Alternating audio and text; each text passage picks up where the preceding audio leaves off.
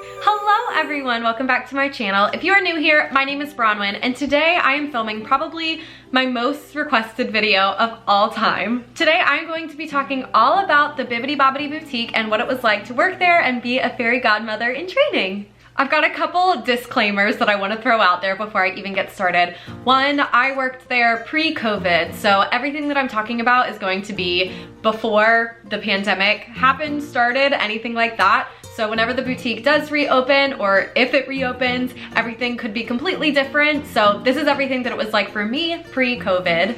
I also started at the boutique as a member of the college program, so my interview process was obviously different than somebody that was going in for a full-time or part-time role. So I was a CP starting in August of 2019. My college program finished in January of 2020, and I became seasonal after that and was seasonal with the company until December of 2020 when I was affected by the layoffs because of COVID.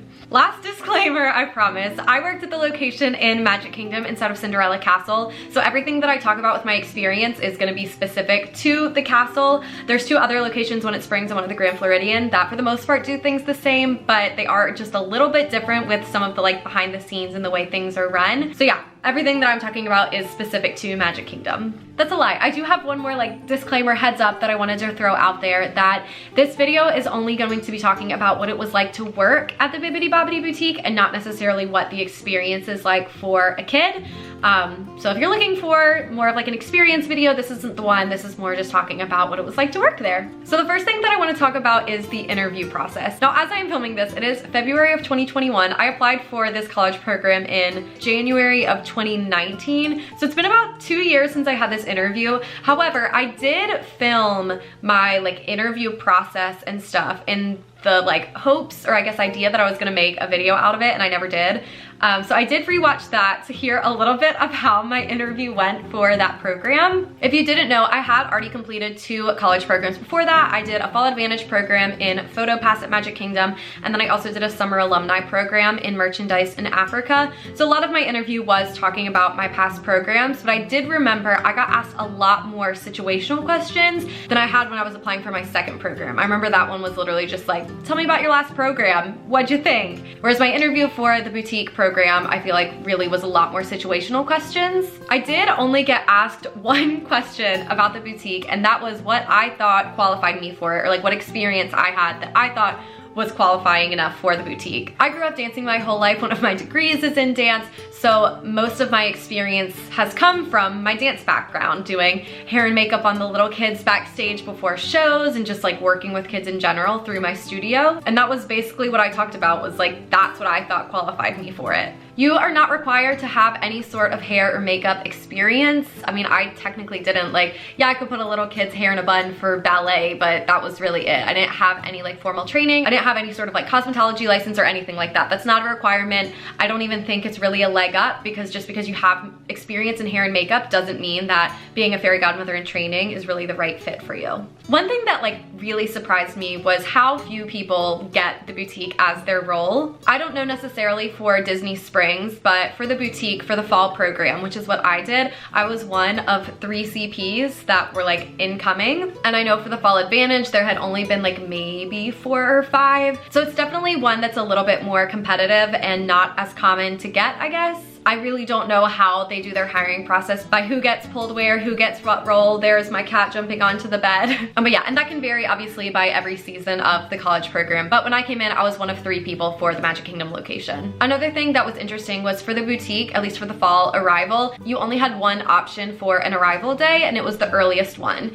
So there was about 6, I think, arrival days for the fall program. The first one being August 5th, which is when I was, and they went all the way through like mid-September. And the only one that was available when I accepted my offer was August 5th, and that was the same for all the other people that had been accepted for the boutique. I don't really know why that is, but yeah, I only had the one arrival day, and it was the earliest one. I also got accepted for the program in February, so it wasn't like, oh, all of the spots for the other dates were already filled. It was just, if you are accepted for the role of Bibbidi Bobbidi Boutique, this is your arrival day, take it or leave it. My interview, I feel like, was pretty typical. I don't really know what I did or said that was any different than my other programs. That was why I got accepted for the boutique this time around, because I had already worked in PhotoPass. I fully assumed that I was just gonna get that again, and I was very excited to get the boutique. I had really really wanted that. My first program obviously was more than thrilled to get PhotoPass, and it probably was better for me at the time because I was also in school for photography. But this program I was doing after graduation. So I graduated in May of 2019 and this program started for me in August of 2019. So yeah, I really don't know why I got the job. Obviously, I'm very grateful and happy that I did.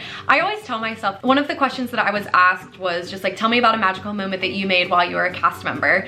And I talked about a story that I'm pretty sure I talked about in my I think it's like top 5 magical moments or something from being a cast member that I did a couple of years ago. I had talked about that there was a little boy whose mom wanted me to take pictures of him, that he had autism, so he probably wasn't gonna be able to smile or anything for a photo, but just, you know, do the best that I could. Long story short, I got great pictures of him smiling and the mom cried and said that was the first time he had ever smiled voluntarily for a picture.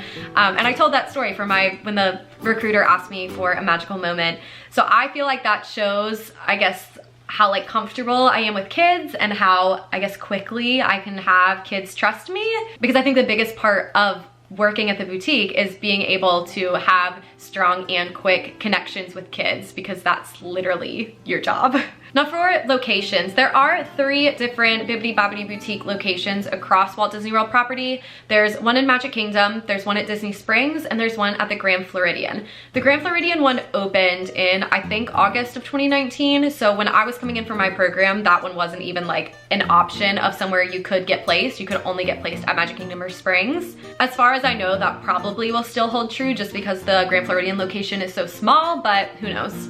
I think it's because of like the reservation system that's used. I don't really know, but Magic Kingdom Fairies can pick up at the Grand Floridian. You cannot pick up at Disney Springs though. However, Disney Springs Fairies could pick up at Magic Kingdom and at the Grand Floridian. You won't get scheduled at any of those locations. Like you would have to either pick up a shift or like trade a shift. But yeah, Magic Kingdom and Springs are the 2 locations that you can be placed at. I obviously don't know the numbers of how many go to Magic Kingdom, how many go to Springs. I think it's just dependent on that season and which location needs more people. So yeah, I don't know why I got Magic Kingdom over Springs. I was very excited to have Magic Kingdom. I fully thought that I was going to get Springs because I felt like that one, at least from what I had seen, was a little bit more common to get. I don't really remember how many people there were that got Springs the same time that I did. I want to say it was like closer to 10, maybe a little more, maybe a little less. I don't really remember, but I know the Magic Kingdom like group was way smaller than the Springs one was. Now, as I get into a little bit more of like what the role actually entails, I want to just talk about the boutique as a whole. So there is a whole storyline that goes along with the boutique, and that is that it is a school for fairy godmothers. Fairy godmother, aka Cinderella's fairy godmother, is the one that rules the school. She created it, and it's to train new people to be fairy godmothers. We have to go to school for 1,000 years, and once we reach 1,000, we graduate, we earn our wand, we earn our wings, and get our forever princess, kind of like how Cinderella has fairy godmother. While we are in training, we take lots of classes. We learn how to make bows from Minnie Mouse. She's queen of bows, obviously. We take math classes with Olaf. So yeah, it's just this whole idea that we are all students, we're in school.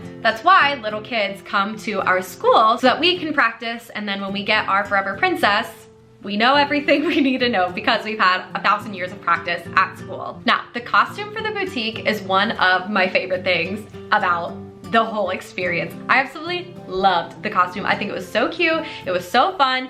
It was like relatively comfortable. I don't know, it was pretty heavy, but I worked inside all day, so like I didn't really get that hot. Like I didn't really care. I'm not like standing in direct sunlight in it, so it wasn't that bad. Basically, there's a skirt, there's a shirt, there's a vest, there's a little halo, and then a veil at the back of the halo. And all, I guess, 5 of those parts come in 3 different colors: pink, blue, and purple. What I think is fun is you can mix and match any color combination of those that you want. It's not like, okay, you're wearing the pink skirt today, so you have to wear the blue halo with the purple shirt, or any, like, you can wear an all pink outfit if you want to one day. If you want to wear a purple skirt with a blue vest and a purple shirt and a pink halo, like you literally can do whatever you want. Nobody's gonna tell you, ooh, can't wear that color combination, as long as you're wearing the costume. Obviously, you can do whatever you want, which I think is pretty cool. It's fun to like mix and match, have your favorite outfit color combinations. I had like a specific, okay, with this skirt, I like to wear this shirt, I like to wear this vest. Like I had it all figured out. My favorite was the pink and purple. I'll put up some pictures of how cute it was. It was just my favorite. We also were required to wear some sort of like pantyhose or stockings. I always just wore the ones that like came up to my knee because those ones are more comfortable, and the skirt is so long that like it doesn't matter. You don't need to wear full body ones. If you want to, obviously you can. It just, I don't know. There's already a lot going on that I didn't feel like I needed full body tights also. For shoes, we did have to buy our own shoes. They basically just had to be black and like somewhat professional. Like you couldn't just wear black tennis shoes. Mine, I think were like Stride Life or something. I don't remember. Let me grab them. These were my shoes. They are still covered in pixie dust months and months later. These were the Life Stride Work Life Memory Foam. They're basically just black little shoes. They were really comfortable. I think they do have to be polishable. I feel like I remember that being part of it. But yeah, they just have to be black, polishable, comfortable because you're literally on your feet all day. And these ones were good for me. All right, let's get into the training. Training for the boutique is crazy and fast and stressful, and I think I cried every day because I was so overwhelmed. All of my training was one-on-one, which I think was really important and really beneficial in like having that one-on-one attention to learn everything, because it's a lot of information and you're kind of expected, like when you start working then with kids, to like, you need to be at your A game. So before I started any like actual training, I did have to take a class to get my hair braiding license. In the state of Florida, you do have to have that license to be able to like touch children and do their hair and makeup and everything. I had an 8-hour class a couple days before training. It just like teaches you about, I don't know, hair and heads and stuff. And through that class, everybody earns their hair braiding license. And yeah, if you already have some sort of cosmetology license, it literally doesn't matter. You still have to go through the training to get your hair braiding license. Probably if you already had a hair braiding license, you would still have to do the class just because it's Disney and that's how it's done. So yeah, after I did that training and I got my license, my very first day of training is just learning all of the hairstyles. There are 11 different hairstyles at the boutique. Let's see, there's the Enchanted Fairies tail, which comes in like 3 different ways. There's one that's just the classic, like all of your hair is slicked back and it's in a bun right here. And you could either get it with a little crown or with a bow, and then it has the Mickey clip in the back. You could get it like that with just like a hair donut in your hair. We also had what are called fun buns, which is like a fake hair piece that if a kid wanted to get that, they could also get that. So it's basically kind of the same thing, but it would be the hair piece and then either a crown or a bow. We also could do it like down into the side if they wanted like a low one, but that one would also be a fun bun. We wouldn't do their real hair if they were getting the low one. So there was the normal Enchanted Fairy Tale, which was just a fun, cute little bun, and then the 2 different fun buns. So there's 3 hairstyles right there. The Fantasy, which is another like curly hair piece that has flowers that go across the top. There's a royal braid, which is always my favorite. It's kind of similar to the fairy tale, that it's a bun and it has a extra hair piece that's a braid added around the bun, and then it has a big bow under it in the back. Super cute. There's a Pixie Magic, which is just a ponytail, and then it has a ponytail extension piece on top that's either like pink, light pink to dark pink ombre, or there's like the unicorn one that we called it, which was pink, blue, and purple, and then it has flowers across the front, like a little flower crown. All right, so that's 6. There was 2 Anna hairstyles and 2 Elsa hairstyles. The Annas, one of them was like you would take all of their hair back, and then there was a fake hair piece that was 2 red braids, so you would add in for Anna. Elsa's, we would put like all of their hair to the side, and then there was just a blonde braid that had some little like snowflakes and stuff in it. That was for the Anna and Elsa 1s. The Anna and Elsa 2s, which was for the second movie, looked like their hair in the second movie. So the Anna one was all their hair, and it was like 2 little braids we would do, and then it had some like little ribbony things in it. And then Elsa's was literally the same exact thing, except it had a little twist, and then the braid was more white than blonde, and it had some fun like colors and stuff in it, like blue and silver like streams in it. I don't know how to describe it. So that's 10. And then the last one I did learn and do a couple times, but they got rid of it like a couple months in, and it was a Minnie Mouse one. So it was like 2 little space buns that were supposed to be like mini ears, and then had a big bow in the back. Super cute. That one was definitely not as common because we didn't really sell anything that was Minnie Mouse. We had princess stuff, so most people wouldn't want that one. So my day 1 of training was just learning how to do all of those hairstyles. We did practice on mannequins. They didn't put us on kids right away. My trainer would do it, show me how it's done, and then I would have to do it on my own, and they would obviously like give you tips, give you pointers, just go over how it needs to look, because there's certain like placements for each hairstyle so that everybody that gets a Pixie Magic, they should all look exactly the same. So yeah, that was a like 8.5-hour day of literally just learning hairstyles. It's very stressful, very overwhelming, but you get the hang of it fairly quickly, and everybody is more than willing to like help answer any questions, or if you were like, hey, what do I do next? Everyone is more than willing to come and assist you wherever you need. Now my day 2 of training was my first day like in the castle working with kids. So for the first like half of my day, I was with my trainer and they were doing transformations on just kids coming to the boutique, and I just kind of like stood and watched.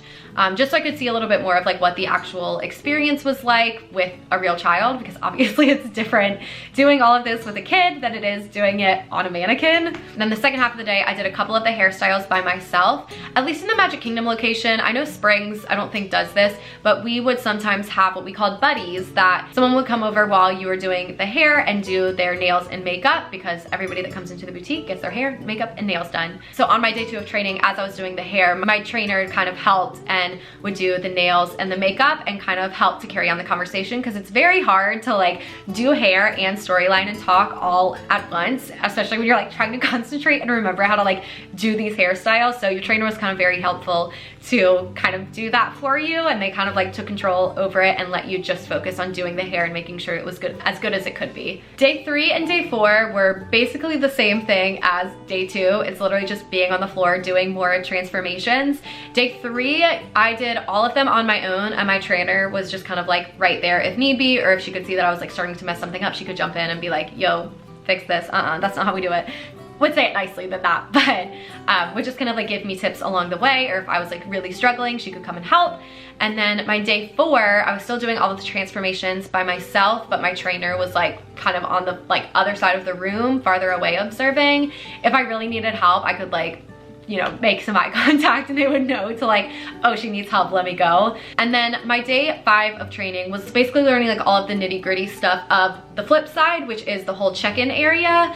So helping kids pick out their dresses, what hairstyle they want, all of that kind of stuff, which I'll talk about in a minute. But my day 5 was spent learning all of that. Training is very overwhelming. Like, I'm just gonna say it over and over, but it's a lot. Like, it's a lot of information to learn. One thing that I like is because we are all fairy godmothers in training, we didn't wear earning my ears tags, because that like shows that you're in training and everybody at the school is training. So I liked that even like my very first princess, they had no idea that that was the very first transformation that I had ever done. Neither did the parents, because I feel like, I don't know, if you like were a parent, some parents don't want to have like the new girl. So it's nice that like, unless you say something or they know you, they have no idea that this is your very first transformation or that it's your first day. Back in like, I guess it was like July, August of 2019, the boutique did a huge expansion in Magic Kingdom. So it used to be that everything happened in the castle. The check-in, picking out your hairstyle, getting dressed, everything was in the castle. When they did the whole like remodel, the only thing that happens in the castle is the transformation. So they expanded a little bit more. So they did add a couple more chairs so that we could accommodate more guests. And the boutique took over Castle Couture, which used to be the gift shop right behind the castle by Cinderella Fountain. And now that whole store is the check-in area for the boutique. So some of the positions that were over there was, you could be the person at the podium that's checking guests in, making sure that they have a reservation, because it's a very busy place. It books 6 months in advance. Occasionally there would be like cancellations and such, and we could accommodate walk-ins, not very often, and it would normally only be at like the very beginning of the day. But yeah, basically just making sure that they had reservations, getting them all checked in, and letting everybody know that like, hi, we have a princess that's ready to be taken care of. So from there, we would have what we call dressmakers, and they were the ones that basically we would take a kid into the shop and kind of like go over all of the packages with them. I'm not gonna go through all of the packages and such, but basically it starts out as hair, makeup, nails. It has the Bibbidi Bobbidi Boutique sash and a little drawstring book bag. That is the same throughout every single package. It just adds on things to it. So you can add on dresses, crowns, wands, fancier dresses, even fancier dresses, which I really like that once you're in the castle, the experience is the same exact thing for everyone, because you're all getting the same like core of the package. You're just like Some people have their own dresses, some people brought dresses, but once you're in the castle, it's all the same for everybody, which I like. So yeah, we would explain the packages a little bit to them, help them pick out what package is gonna be best for them. If they were getting a dress or something, if they wanted to get shoes, we would help them like pick out all of those things, and then we would go get a dressing room ready for them. Once they were in the dressing room, we had a little book that has all of the hairstyles in it so that we could go ahead and note for whoever their fairy was gonna be in the castle, what hairstyle they were gonna get, what colors they wanted for stuff, because like the Pixie Magic has 2 different color ponytails. So what color ponytail do they want? What color flowers do they want? There's lots of different options for all of the hairstyles. So that's all figured out with their dressmaker fairy while they are still over in the check-in area. So once they have their hair picked out, if they have something they want to change into, like if they just got a dress, if they brought one from home, that is when they will also get dressed, and normally fairy godmother likes to come and pay them a little visit, which is super fun and magical. And then once they're done, they just kind of hang out in the lobby and wait to get called into the castle. From there, that's when obviously they go and have their transformation. Bibbidi bobbidi boo, you're all done. There are 2 different kinds of fairy godmothers. What we just call them, there's hair fairies, which are the ones that are like doing the physical transformation, and then there's also cash fairies. Hair fairies are not allowed to touch any money. Technically, it's still a merchandise line of business, but we are not trained with any money. We don't handle that. I don't do any of the like register stuff. That is what the cash fairies do. On the flip side of that, the people that are cash fairies don't do any sort of the transformation stuff. They help bring the guests up, answer any questions. Obviously, they're greeters at the doors and such, but they are not the ones that are doing the transformations. If your role for your college program, or if you're just applying for a job there, is Bibbidi Bobbidi Boutique, then you are going to be a hair fairy. If your role is merchandise, the Bibbidi Bobbidi Boutique is a location that you can get, and you would be a cash fairy there. So if your role is Bibbidi Bobbidi Boutique, you're a hair fairy. If your role is merchandise, then you're a cash fairy. Does that make sense? I know it's very confusing and people get very confused by like what the difference is and are confused with like, I got merchandise, but I can still work at the boutique. What? That would be why you're still a fairy godmother in training, but you're not the one that's doing the hair. Does that make sense?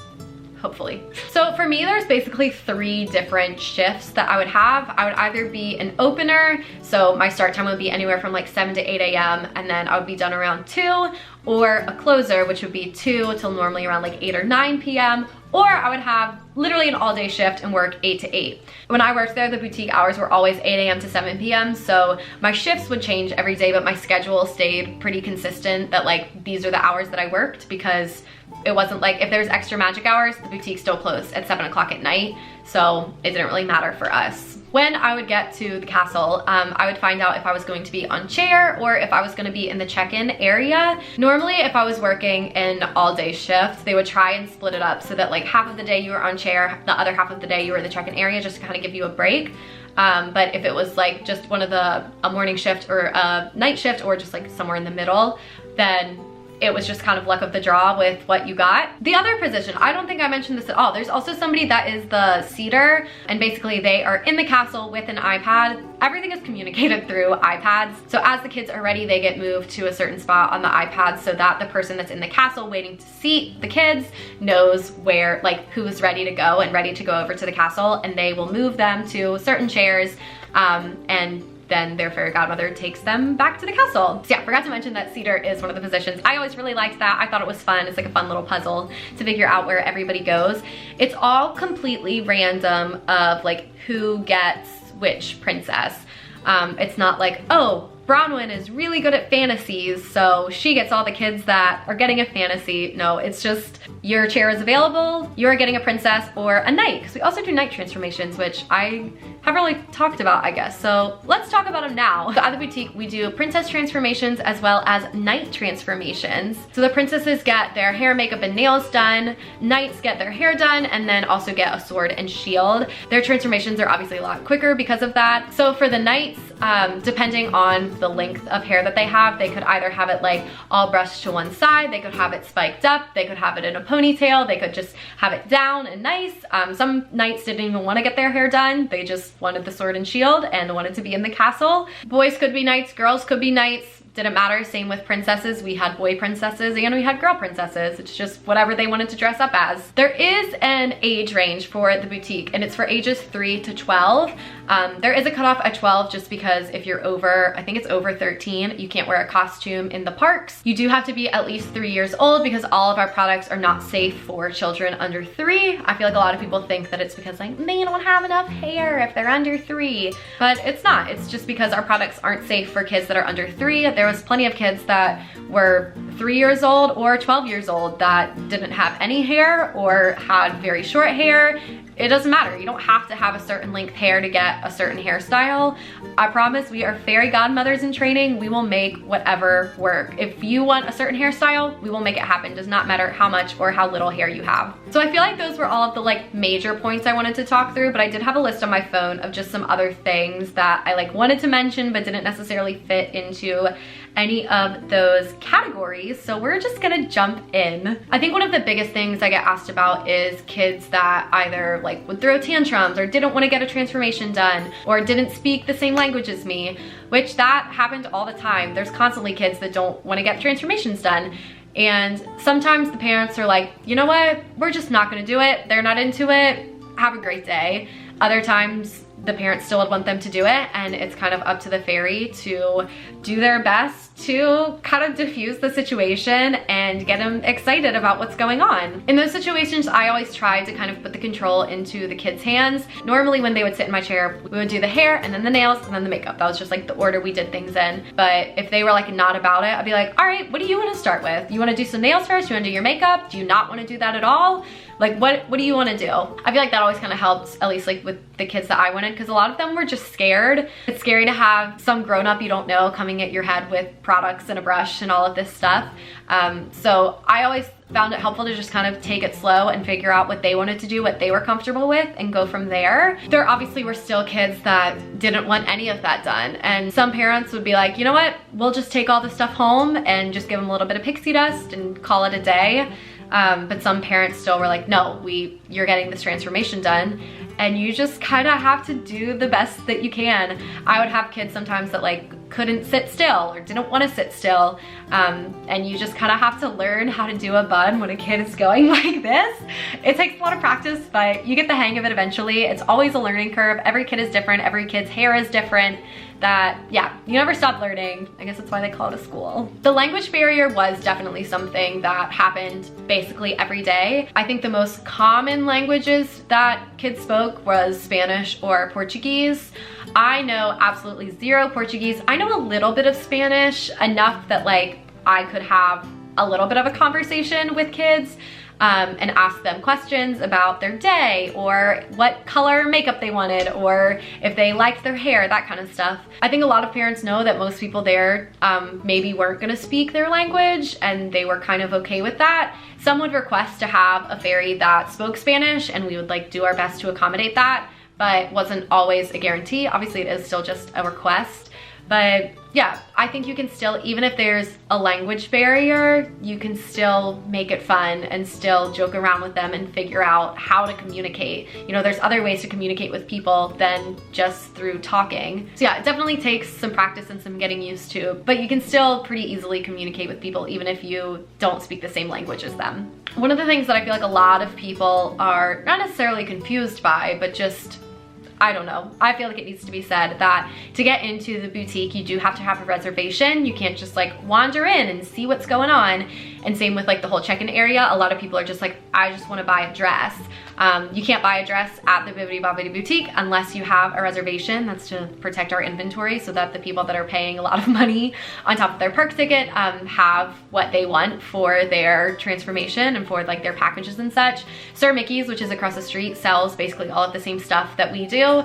There's nothing like special, I guess, about the dresses that we sell. Like they're generic Disney parks dresses, but just to protect our inventory, we don't let just like anybody come in and buy a dress. Kind of along the lines of that, they used to be able to pixie dust guests at the boutique. Like anybody could just come up and say, I want to get pixie dusted.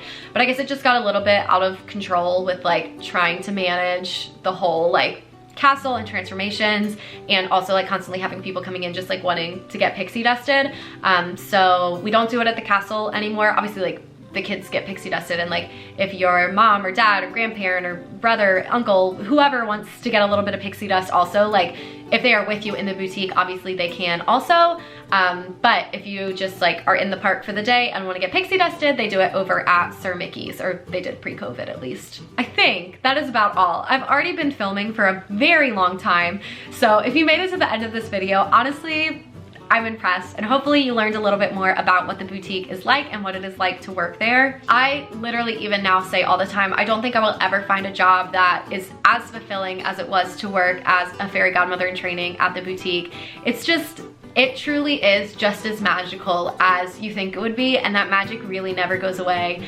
Turning around a kid and seeing them as a knight or a princess for the very first time, like it's just, I get chills just thinking about it. Like I miss that job every single day, and I don't think I'll ever love a job the same way that I love the boutique. Now, looking back on everything, I can confidently say that of my 3 college programs, the boutique was definitely my favorite. That was my favorite role I ever had with Disney. I still loved working PhotoPass. I liked working merch too, but the boutique really is very, very special. It's a very special place, and it's just, I just don't even know how to describe it. If you ever just want a little bit of joy in your life, go look up a boutique transformation on YouTube or something. There's tons of them that parents have filmed, and it's truly just so magical. It's so magical. If there's any other things that you have questions about or things that you want to hear about, be sure to leave them down below. I'll try to respond to as many of them as I can, or you can always DM me on Instagram and I'll try and get back to you on there as well. Thank you so much for watching this video, and I will see you again real soon. Bye!